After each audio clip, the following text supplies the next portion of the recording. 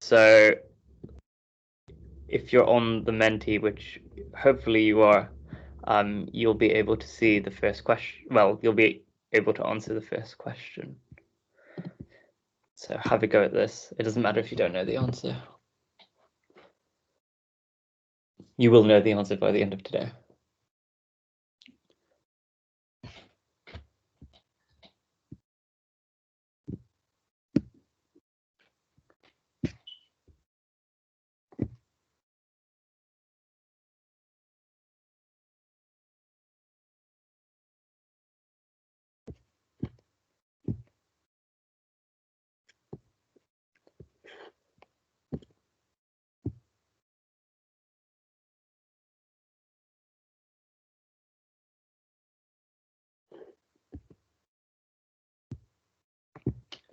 I'll give you guys a minute to answer this.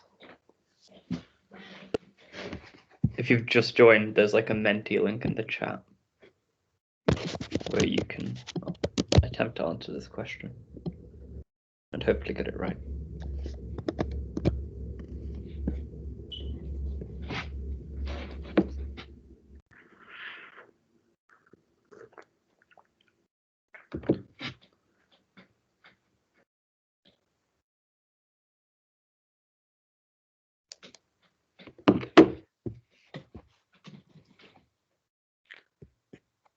So how many people are in this call? So there's 26 people here. Well, 24 excluding me and Ahmed. So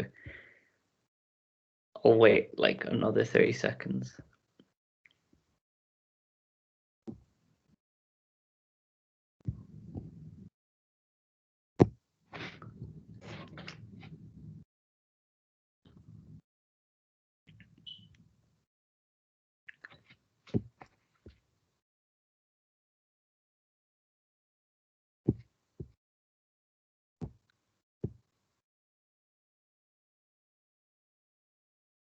Right, let's put a countdown timer on. Nope, not a minute. Right, last 10 seconds.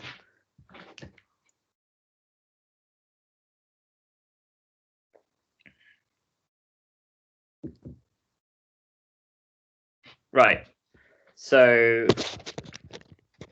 around half of you answered, and the most popular answer was C, which is the correct answer. And then a few people went for A, D, and E, and we'll talk about why this is eventually. We will get back to this question, but firstly, we should go through some of the theory about syphilis, which is the underlying diagnosis. So here's what we're kind of going to talk through. So does anyone know what causes syphilis? What organism or type of organism?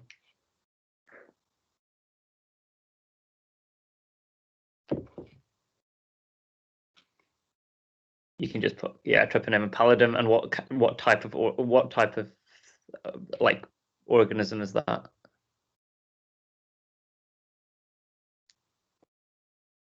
Yeah, it's a spirochete, which means it has a funky shape. And it's like historically there was a drop in syphilis cases in the 1940s as penicillin was broadly used, but there's an increasing incidence today, and it's becoming more and more common. Can anyone think of any risk factors for syphilis infection?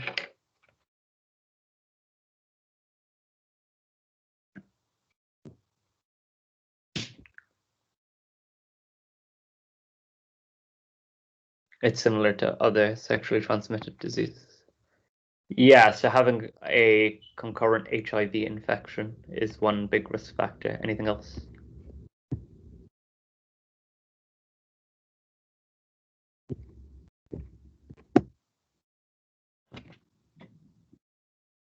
Yeah.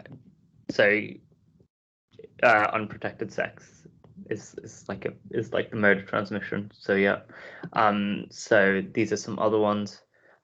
These are like the big three, but there are other risk factors. And yeah, that's fine. Don't worry. Just don't say that to a patient. This is a safe space there. And in terms of like what you need to know for exams, like syphilis is quite complex and like you can read into it loads if you're interested, but there's in terms of exams, this is what comes up. So subtypes and phases, which should be covered in ECL teaching, but we'll go over it briefly. Serology is like a favorite. I think it comes up a fair bit. How you manage it and some of the complications of late disease, although you hopefully don't see them very often today. So this is we'll talk a bit about pathophysiology and primary syphilis. So what are the lesions called that you can see in these images? Yeah, by the way, sorry, but like syphilis is quite grim. Like there are some like pretty nasty images in this presentation. So just an apology ahead of time. But yeah, what is this lesion called?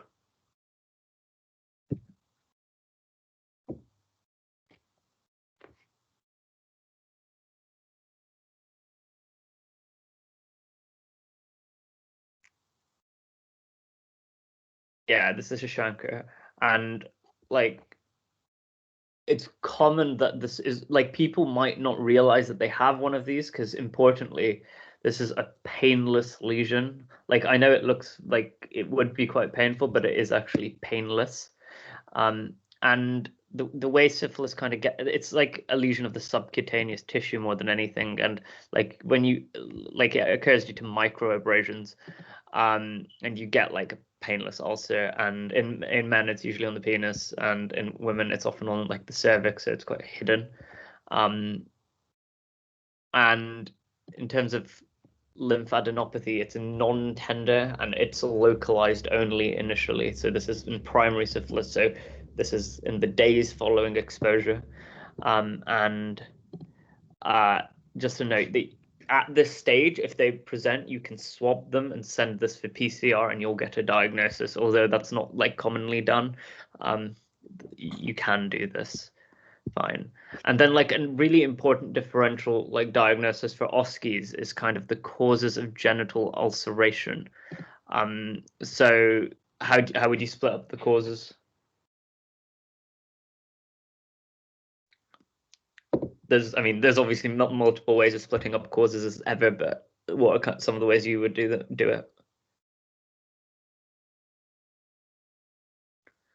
So yeah, the classic one for pain for exams is like what are the painful causes and what are the painless causes, and that's really useful when you're taking a history. And I mean, that's the way I would do it. Other ways to do it, you could do it using like a surgical sieve as well, but this is the way I would recommend. And so if we start with painful, so what are some conditions that cause painful ulceration of the genitals?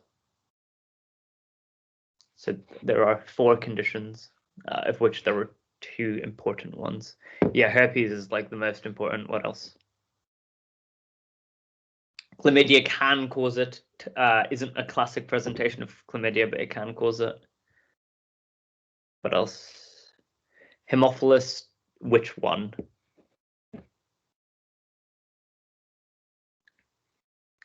De Cray, yeah, and that's known as chancroid and isn't super common in the UK, but yeah, that's good to know. Yeah, what else? Your spelling, I believe, is actually perfect.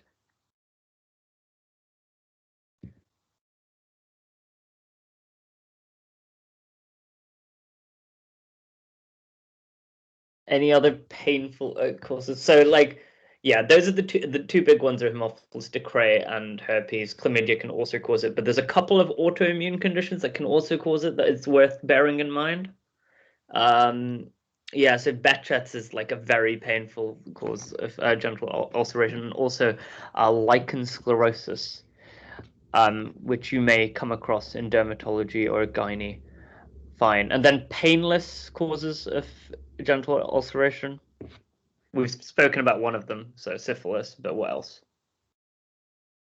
have you read about in your time? This list is shorter because the really important cause is syphilis.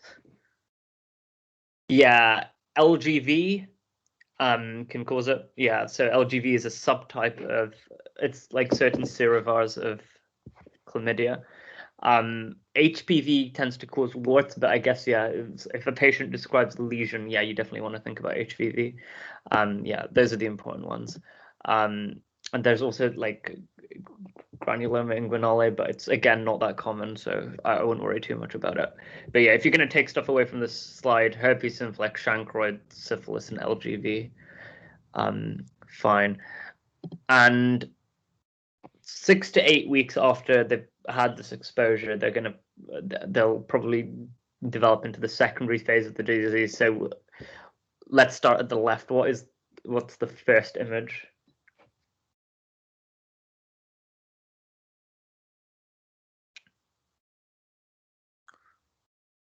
Snail track, yeah, lesion, snail track ulcers in the mouth, yeah. And then what's the middle image?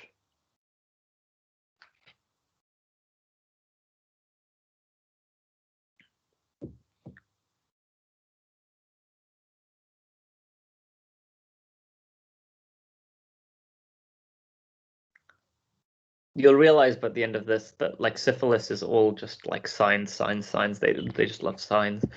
Yeah, maculopapular rash. And what parts of the body does it tend to prefer? So like, commonly affect.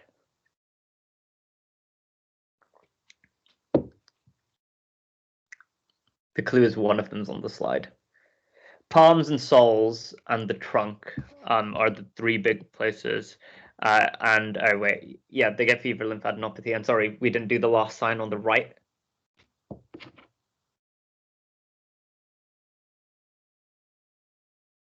Yeah, condylomata lata, which is always a fun word to say. Yeah, trunk, palms, also soles. I just left it off because I forgot. Snail track ulcers and so this is all secondary syphilis, and they tend to be quite infective at this stage as well. So that's what happens 6 to 8 weeks later, but often what happens after the secondary phases, often these patients won't go straight into the final phase of the infection. They'll go into latency. And they do like testing there's two latent phases, early and late. Does anyone know the difference? It's purely academic, though it does affect management slightly.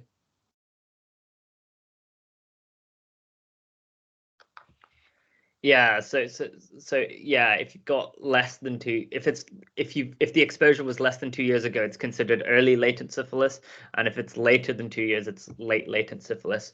The serology will be and the serology has to be positive to diagnose latency because it won't be clinically apparent. So yeah, early latent is confirmed syphilis infection in the last 2 years with absence of clinical features. Late latent is exactly the same, but more than 2 years ago. And it's also worth noting that early syphilis can transform. Well, if it doesn't transform, it becomes late latent syphilis. If it's untreated, there is a chance it will go into tertiary syphilis, which is what we'll talk about next. And tertiary syphilis is another of these granulomatous conditions that you'll come across, like sarcoid, like TB, and it just like mimics everything, and it's an absolute nightmare to manage, as I'm sure some of you at the free might have seen this year, because they manage a lot of like tertiary syphilis complications. Actually, less this year because you'll just have seen COVID. Sorry. And there's loads and loads of manifestations, and hopefully, like I'll signpost you to the important ones that you need to know today. So let's start off with these three. So again, we'll start on the leftmost image. Honestly, if you can pick up syphilis signs on like pictures of them, you're gonna do fine. Because that's like a big thing for syphilis. So yeah, these are gumma. Yeah. And what are gumma? The middle one's aortitis with aortic aneurysms and I think some iliac aneurysms as well. And then what's the one on the right?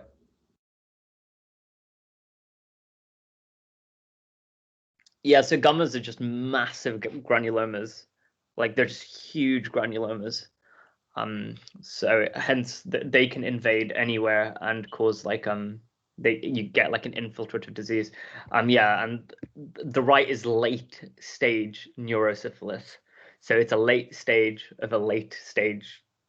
It's a late stage of a late stage disease. So you shouldn't see these bone changes in most people. Fine. And then like in terms of roughly like what percent of patients get these, which of these out of neurosyphilis, cardiovascular syphilis, and gummatous syphilis, which do you think is the most common manifestation of tertiary syphilis?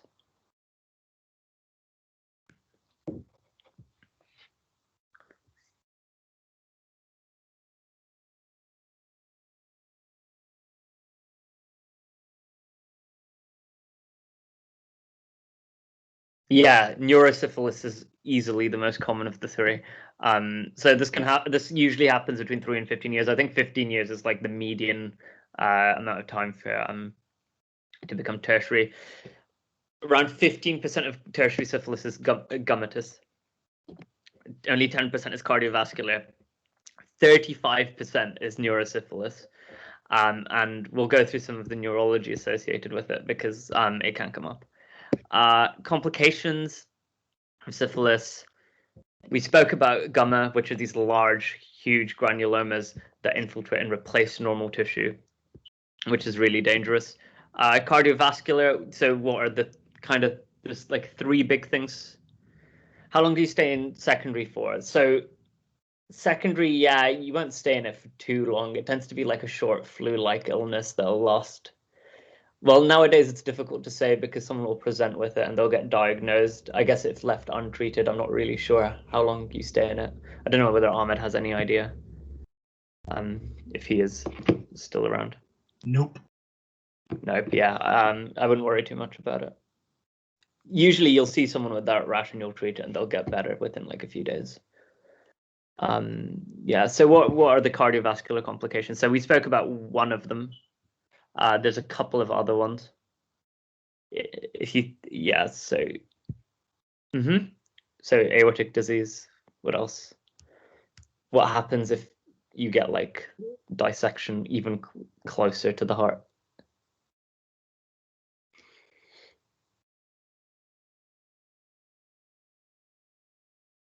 That involves the aortic root.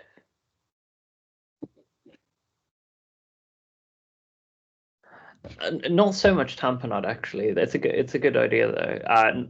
Valve problems is the big one. So yeah, aortic aneurysms, aortic root disease, and you get like aortic regurgitation. And then neurosyphilis. I'm sure Ahmed is a bit excited by this because there's just so many like different things. But what like if I had to ask you to pick like two big features of neurosyphilis, does anyone know what those would be? Like the two most examinable features, maybe not common features. Tabe's dorsalis is one of them. Dementia is a big feature of neurosyphilis. It isn't one of the exam buzzwords, but it's definitely a feature. Yeah, and the Argyll-Robertson pupil. Yeah, there is an eye condition, and it's the Argyll-Robertson pupil. Yeah, nice, good work. You can also remember it's the cause of a mononeuritis multiplex, so you can get cranial nerve palsies, you can get optic neuritis. But the important ones, Tabe's dorsalis and the Argyll-Robertson pupil, and yeah, there are psychiatric manifestations as well. So Argyll-Robertson pupil, if you had to summarize this in one phrase, what would that phrase be? This is quite good. This comes up in Ophthal as well. Not like it's not super common, but it could come up.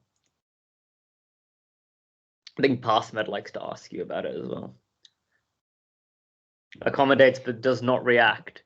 Absolutely. So when you check the light reflex, it doesn't exist. But when you ask them to accommodate, they'll be able to constrict. And in syphilis, you tend to get like in neurosyphilis, you tend to get like bilateral Argyll-Robertson pupils. They don't really understand the physiology.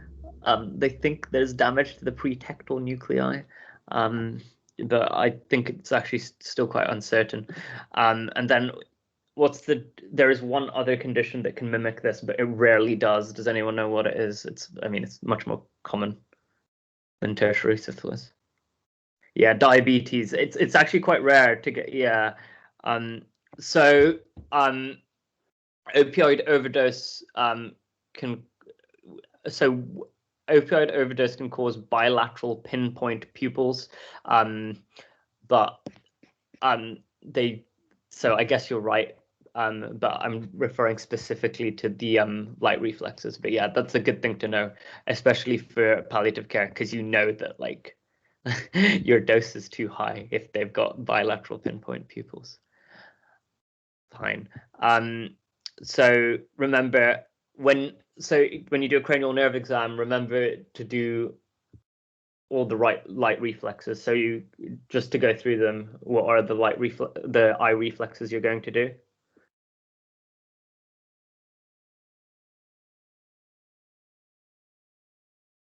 God, I mean, in your exam shouldn't come up in 50th, but it's good to keep on top of your examinations. So what reflexes do you do in like an eye exam?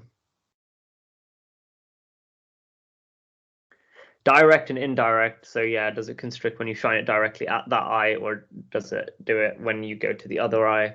Check for an RIPD by doing the swinging light reflex. Yeah, and the last one, which is also on the slide. Yeah, swinging light. Yeah, really good.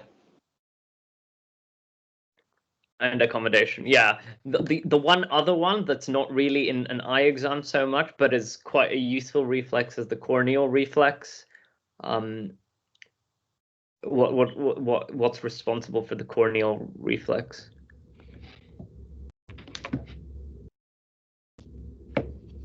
CN7. Yeah, I think it's actually yeah, I think it's actually a mix between the two. Ahmed, correct me if I'm wrong. It's a facial and trigeminal to an extent. I think it's more trigeminal than facial. Yeah, but yeah, you would test it. Yeah. So it's a bit of both. But yeah. Good. You know, so keep an keep an eye on that stuff for off that. Excuse the pun, sorry, that was terrible. Fine.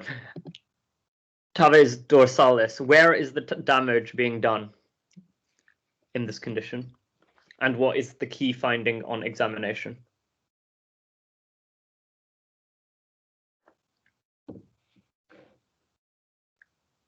There's more stuff on this slide, but those are your two takeaway things that I want you to think about. Yeah, so dorsal column's medial lemniscus system, which is, so you lose proprioception vibrations. That's very, very good.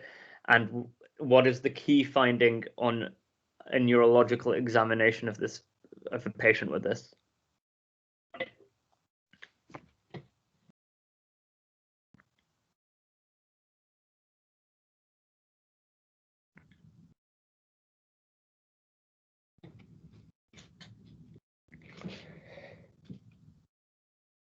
So I think they can get a positive Romberg sign. That is a good.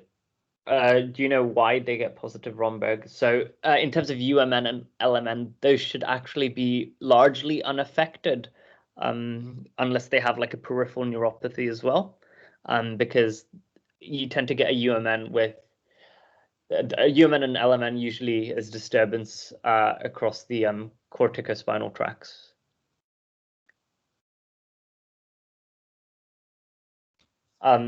Yeah.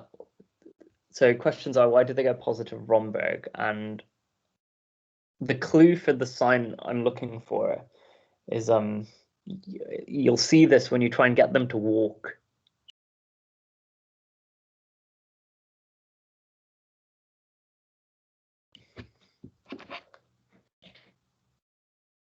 Yeah, so stompy feet. Is there a technical term? Yeah, so like a slapping gait or a Tibetic gait is like the key thing you will see if they've got it. And it's the same thing with Romberg. They lose it's because of the loss of proprioception. Interestingly, so these patients with this gait, it'll be better in bright light or during the day where they keep an eye on their feet and they can see how they're walking. But like if they're in a dark environment or it's late at night, it's exacerbated. Yeah. again, it's quite a late stage thing, so hopefully won't see it. This is more likely yet again if you've got concurrent HIV infection because of immunosuppression and rapid spread of the bacteria. Yeah, Tibetic gait. Here are some other features, including positive Romberg, which I didn't put on this list. So you can get paralysis, you can get lower motor neuron more than upper neuron, but again, you can get both. This can mimic anything, quite literally. Those are like some other stuff, but like remember the main things are the location being in the dorsal root ganglia or the dorsal columns and the gait. And yeah, here's an interesting thing. Like I was taught last year, apparently Conan Doyle, his PhD thesis was on studying this, which is quite interesting. Fine, and then the crux of syphilis comes down to serology. Like this is like a favorite topic, and I'm sure like those of you that have done Mod B have had like e-learning on like syphilis serology because it's quite a big thing. So like there's two categories of tests. What are the two categories of tests? Or give me some test names. Alternatively, you can give me either.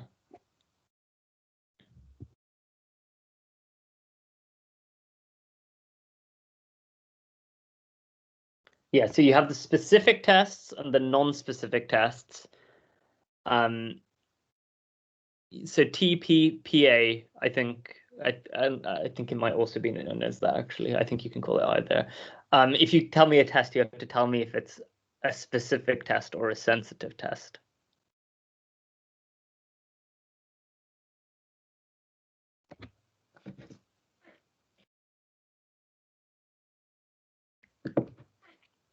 So is TPPA sensitive or specific? So TPPA is a specific test. VDRL is a sensitive test. Yeah, I'll take those two for now. That's really good. So you can kind of group them into the cardiolipin tests, cardiolipin tests, and the treponemal tests. So the cardiolipin tests are VDRL and RPR, and the treponemal tests are EIA and TPPA. I can't remember what most of them stand for, but you probably should know what most of them stand for, I guess. So importantly, cardiolipin tests are sensitive but not specific, so they can be raised in a lot of conditions that we'll go through in a second. And the treponemal tests are very specific, but they remain elevated for lifetime. So if you ever get syphilis, you will become positive for these. So you cannot check for reinfection using these. So the clue is kind of in the name that these are cardiolipin tests, but what kind of conditions do you think can cause a falsely positive cardiolipin test? One of them you can guess off the bat.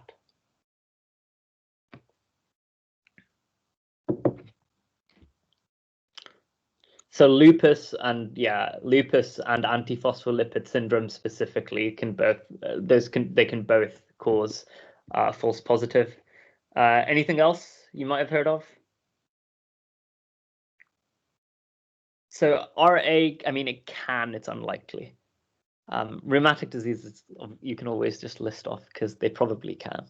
But yeah, unlikely. Pregnancy is another important one, yeah. But those are the important ones to think of. Here are some other ones: pregnancy, lupus, TB, EBV. I guess, yeah. TB is not that important in terms of this list. Probably pregnancy, EBV, and like lupus or antiphospholipid syndrome are probably the ones to think of. Fine. And some year 4 revisions. So like, how do titers work? So what does the number? So titers, you get like a 1 in 4 titer or a 1 in 32 titer. What does the number actually mean?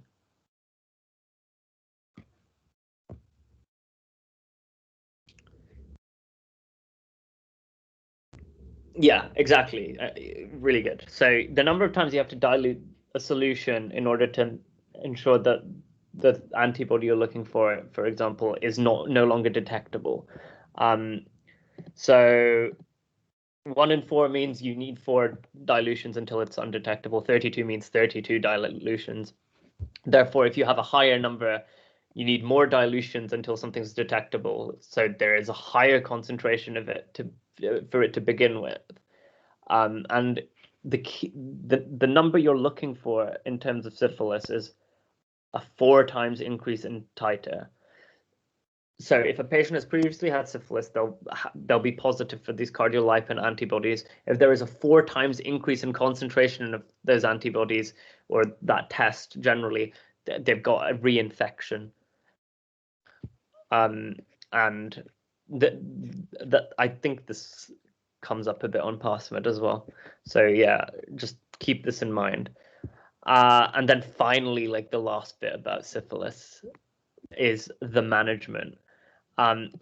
First line, some of you got right, is IM benzoyl penicillin. You cannot give Pen-V, although it has a similar spectrum of action to benzoyl penicillin. It doesn't work very well against syphilis. So IM benzoyl penicillin, and it's usually a one-off dose in modern days. If they're pen allergic, you will give them 2 weeks BD of doxycycline, which is quite unpleasant because doxycycline is an awful drug. There is a bit more nuance to management when you're using penicillin. So what are the indications to give? So you can either give a single dose or you can give 3 doses separated by a week each. So when would you only use a single dose? And this is based on the stages of the disease. Or yeah.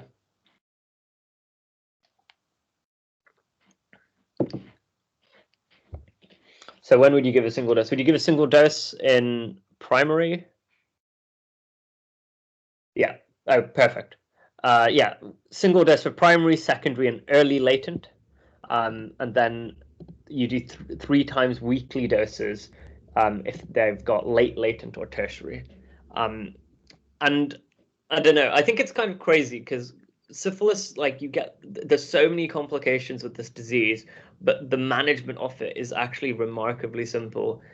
So like thinking about it as a differential is really important when you see that rash, when you see patients present in like with the secondary phase, because you can manage it and you can just cure it there and then. And I think that's really great, and like it's really important to keep it in mind for that reason. Speaking of management, here is yet another stereotypical SBA, just to drill in a specific point.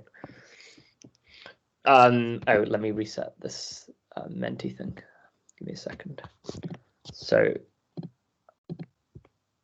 have a go at this question. I'll post the code again if anyone wants it. Do you give IV for tertiary or you stick to IM? So unless they're acutely unwell and they're like actually like you're worried about like impending death, you're going to give IM. It's just IM. And in your exams you will never be required to give IV benzoyl penicillin. I've seen IV being given once on vascular surgery to someone with like lots of aneurysms that like, I mean, he was going to die. It was really sad.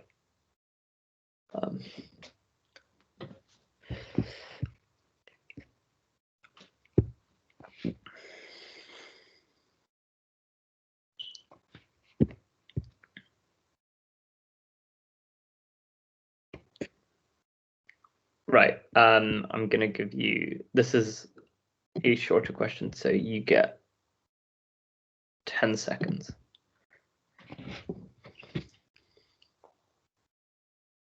If you haven't answered it on Mentee, that's fine. Just make sure you just write it down on a piece of paper so you can hold yourself to account, because you're more likely to remember it that way. Yeah, so most of you went for option C, few went for D, few went for B. So what is the drug reaction that has occurred with this patient? Bonus points if you spell it correctly, but wow, you both spelled it correctly. Great. Everyone gets bonus points today. I'm impressed. So yeah, this is the Jarisch-Herxheimer reaction, which is managed using antipyretics. Anti-TNF therapy, no one went for. I mean, it would be a bit of a strange choice considering how expensive it is. Second dose of antibiotic, we'll talk about why that's not the case. This is basically don't give it, it'll make it worse. Paracetamol is very good because they present with a fever. There is, so in some countries they use steroids to manage this, but I think the evidence is super sketchy, and NICE definitely does not recommend it in the UK. And aspirin 75 milligrams is a preventative dose for it's like a secondary prevention dose. So even though it's an antipyretic, 75 milligrams wouldn't do very much. Fine. So this is due to endotoxin release as you're breaking. So if you remember, the way penicillins work is they prevent synthesis of cell walls. So as the cell walls fail to synthesize in these bacteria, the endotoxin gets released, and within 1 to 12 hours, they're going to present with fever and a rash usually. So we're taught it in the context of syphilis. It can happen in a lot of different conditions, and specifically, it's quite common in Lyme. Like NICE guidance mentions to just keep an eye out after treating Lyme disease or doxycycline for the same reason. So it's not exclusive to the drug, and it's not exclusive to the infection. It can happen with other things, and just something to be aware of is sometimes it can be severe, and sometimes it can tank their blood pressure. So like, if you do safety net, that if they're feeling very unwell, to call your GP and they'll give you advice about what to do next. Severe reactions might require hospital admission, and you're more likely to get a severe reaction with a higher load of the bacteria in your body. So the later the stage, the more likely you are to experience this reaction. The in the three, so when you give the 3 weekly doses, you're most likely to get this reaction after the first dose. Fine. I think that's almost everything I wanted to cover about syphilis. There is one thing I've just clocked that I forgot to put in the slides, but does anyone, so syphilis is a condition that is screened for in pregnancy because it can have quite important ramifications for the birth of the child. Does anyone want to tell me some features of congenital syphilis? I just remembered that obs and gynae is a thing this year. Hutchinson's teeth, yeah. So what do those look like? If you have to describe them to me. Sensory neural deafness, yeah. Sabershins, yeah. What else?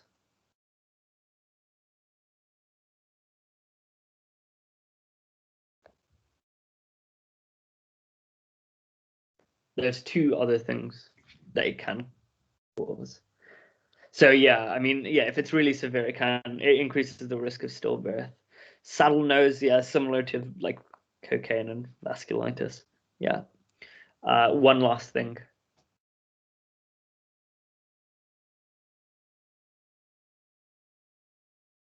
It's to do with the eye. So generally, infections that cause issues with the ears often cause issues with the eyes.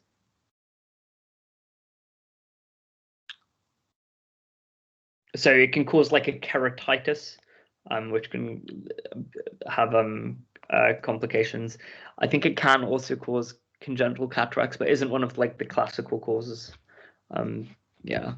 You don't need to. You just need to know the signs. You don't really know. So basically, you need to know that you screen for it early in pregnancy, and you need to know about the signs. I wouldn't go into it beyond that. Fine. And then the last thing I was going to finish on a short case about which is a bit year 4-y, but it's good revision, and like you might see this in GP. Yeah. So what do you think about this case? Oh wait, let me make mentee a thing. I'm quite interested in how you guys answer this actually. God, can mentees work? Reset.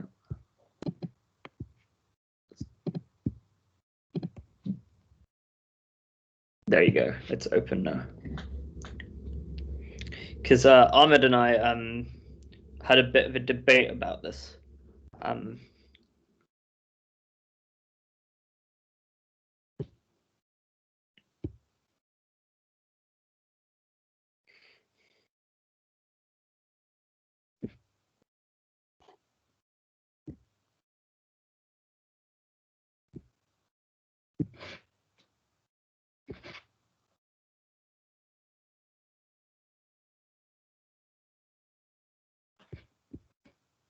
So this is quite interesting.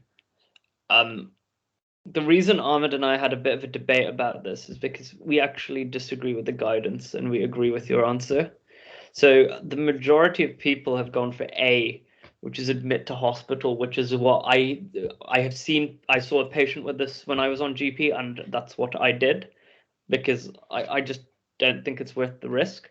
Because in like I don't know, patient with headaches and like a massive blood pressure, I would say they need to be seen in like a hospital. But according to the guidance, apparently you just need to arrange bloods, ECG, and a urine ACR, because unless it's like a severe headache, like one that would cause you to present to like A&E, for example,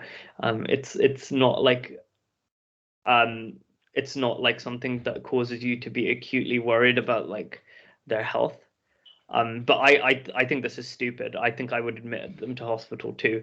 But we'll talk about like some of the management and just briefly, because hypertension is a big like GP topic. And as I said, I agree with your answers, and I'd like to think that UCL is aware that like people aren't comfortable like following the guidance for this, because I wouldn't be comfortable following the guidance for this. So what is the sign on this image? So there's two ways you either got this right.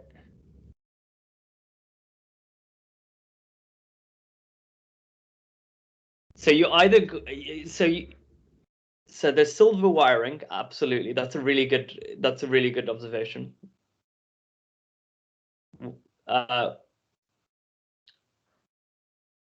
What sign is absent on this image? There is an important sign that is absent on this image, and if you saw it, and you would send them to hospital immediately, even like regardless of anything else. If you saw blood pressure and a sign that is absent on this image. Yeah, blurring of the optic disc, so papilledema. Cup to disc ratio, you're thinking about glaucoma. But yeah, if you see blurring of the optic disc, that's a reason to send them to hospital when they're hypertensive. But yeah, so just a reminder of hypertension in primary care. These are like the things that I have shamelessly copied off PassMed. The important one that I've highlighted is, I need to do something acutely? And that's a systolic of BP or a diastolic of 120. That is your cutoff, which makes option 3, which is start Ramipril, wrong. When to treat?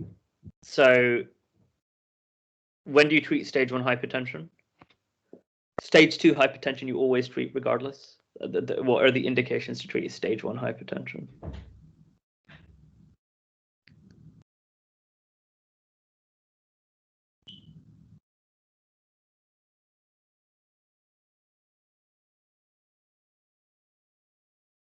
Renal disease, Q risk, diabetes, chronic kidney disease, ischemic heart disease. Yes, all of those, but there needs to be one other thing.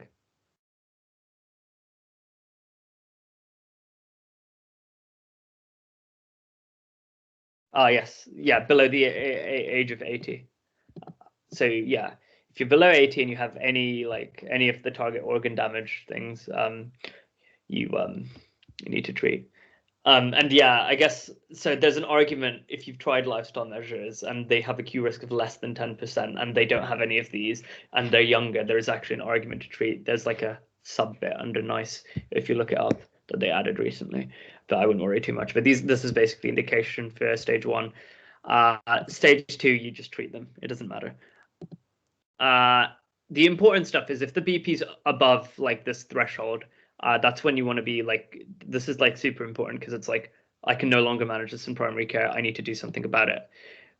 Reasons to admit them: if they've got retinal hemorrhages or papilledema when you look in their eyes, or they're very ill, so new confusion, chest pain, signs of heart failure, AKI, or they've got like severe headaches that like, I mean, like they've probably gone to A&E if the headache's that bad.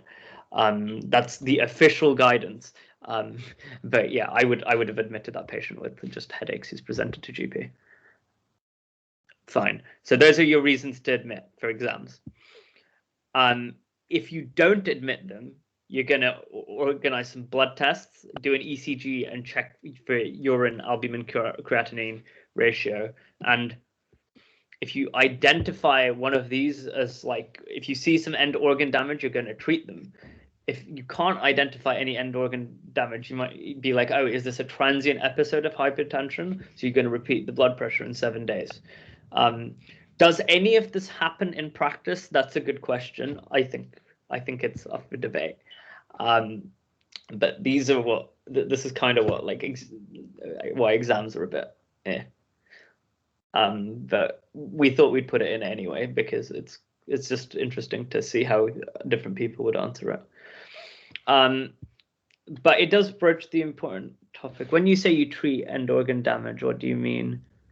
As in, no, sorry, I didn't make it clear. So if you identify end organ damage, you treat this as accelerated phase hypertension.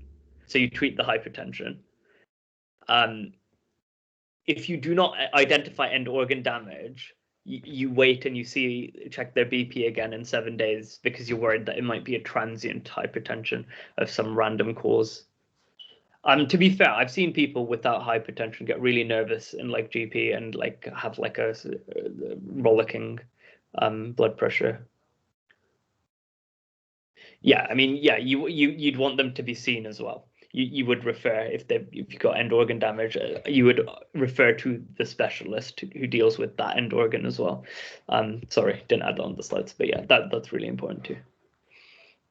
But yeah, these admission criteria I think are worth learning for GP, just in case, because it kind of demonstrates you have an awareness of the limitations of primary care. Interestingly enough, someone just messaged me being like, a GP once told me that they can't do urgent bloods because they take forever to come back, and yeah, that's a real life problem that the guidelines do not reflect, which is yet another issue with just using guidelines. Any questions about that? Ask away. I'll get back to it in a minute. So stages of hypertensive retinopathy. There are 4 stages, and I think we might have been over this before, but what are they? So what do you see at stage 1?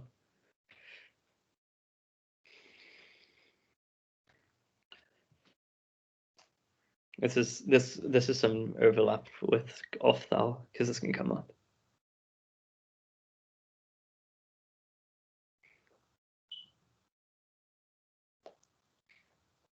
Is someone just typing all of the stages? And I'm just going to get like a massive block of text. AV nipping is not stage 1.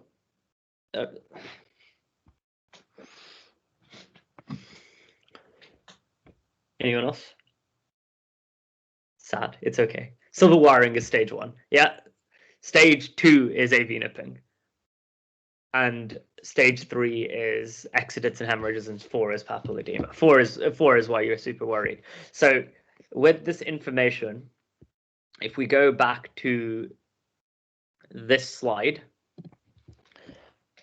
what stage, without even looking at the rest of the retina, what stage is this person at least?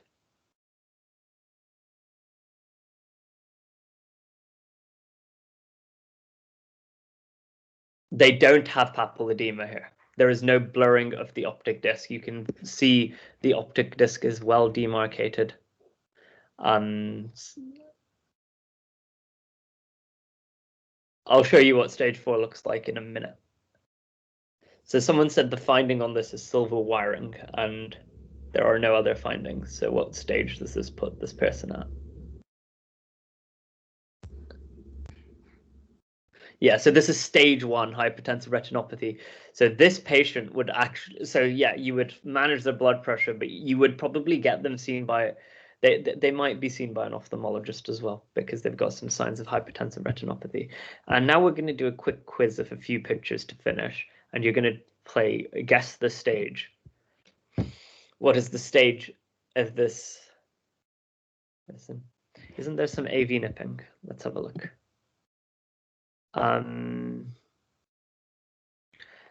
There is some, I don't know, there might be some at the top right, potentially. So yeah, yeah, it might be stage 2. I can't really tell. We're going to go over AV nipping in a minute. I've got a good image of it for you. So stage 3, yeah, why is that?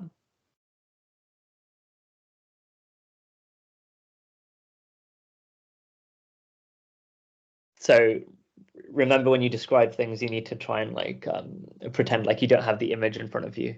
Cotton wool spots, yeah, where?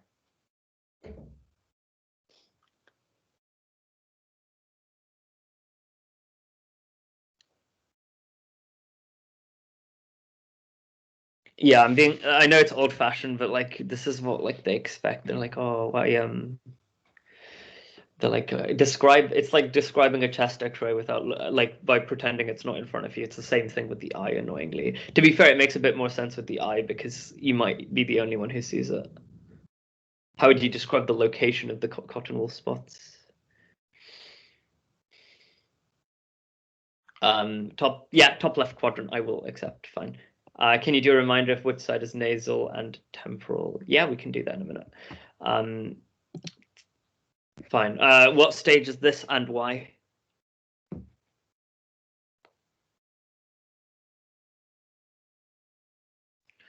This is stage 4, correct?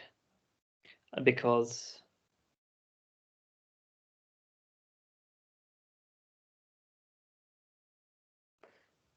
what is the most important finding?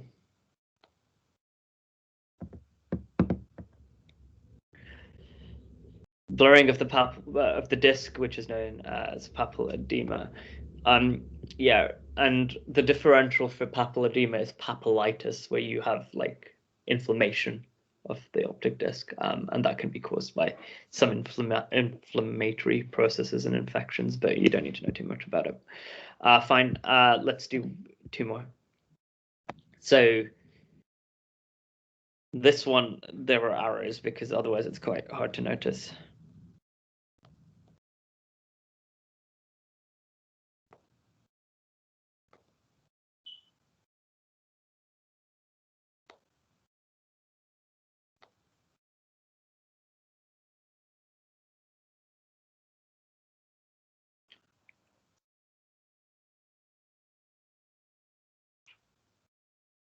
The white arrow is pointing to AV nipping, correct?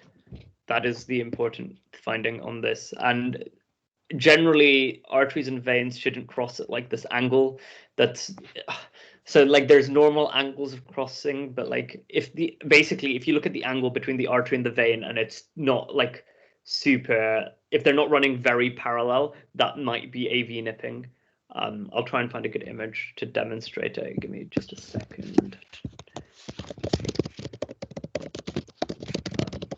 Sorry, my typing's loud. So it's,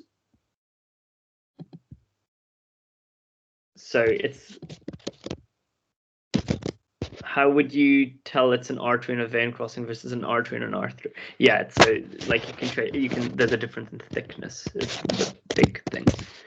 So here's an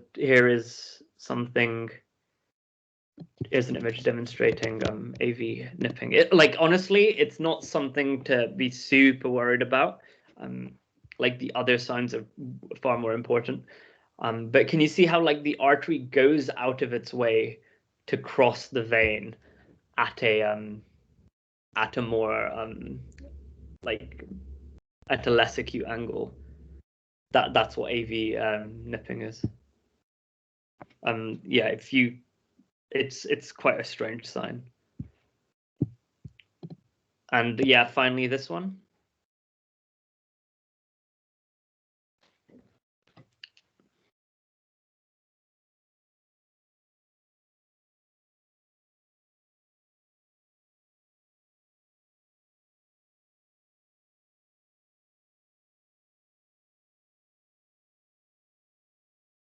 Any ideas? This one's quite subtle.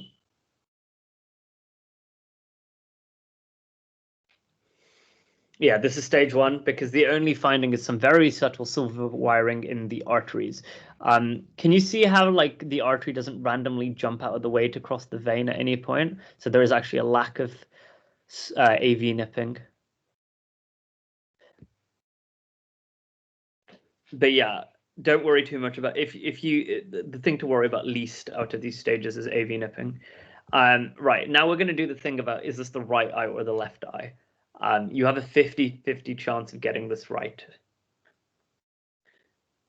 Is this right or left? And does anyone else know how to tell?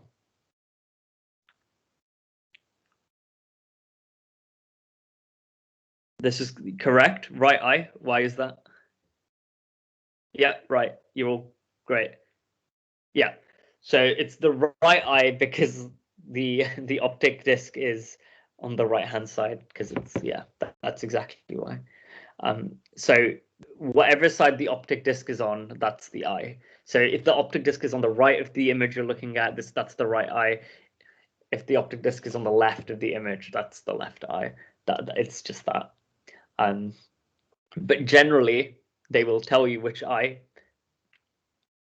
or it just doesn't matter, because a lot of the diseases you'll hopefully learn about, you tend to get like diabetes and hypertension, which are like the big staging ones that you need to worry about, are both should cause bilateral changes. Fine. Any questions about anything that we've covered? Sorry, I know like figuring out which eye it is like the most like useless thing. Hypertensive retinopathy and diabetic retinopathy, both are presenting with flame hemorrhages. So the only way you can really tell them apart is by taking a bit of a history and looking for other features. That's the only way you can tell. Sometimes with diabetic retinopathy, you might see proliferative changes. They're not very common, but if you see any kind of neovascularization, hypertensive retinopathy does not cause neovascularization. So that immediately gives us a way that it's diabetes. But like generally, they should give you a bit of a vignette. Going back to syphilis, will TPPA and EIA remain high even if it's treated? So they should drop. The titers should drop once you've treated them. There's like a threshold of how much they drop for successful treatment. Let me check for you.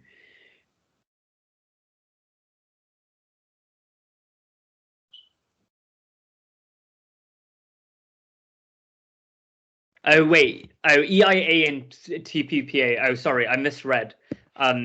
VDRL and RPR might drop in titer. EIA and TPPA will remain the same. They'll be detectable. It doesn't matter how high they are. It doesn't matter what level they're at. Like it's fine. Like they'll stay elevated realistically.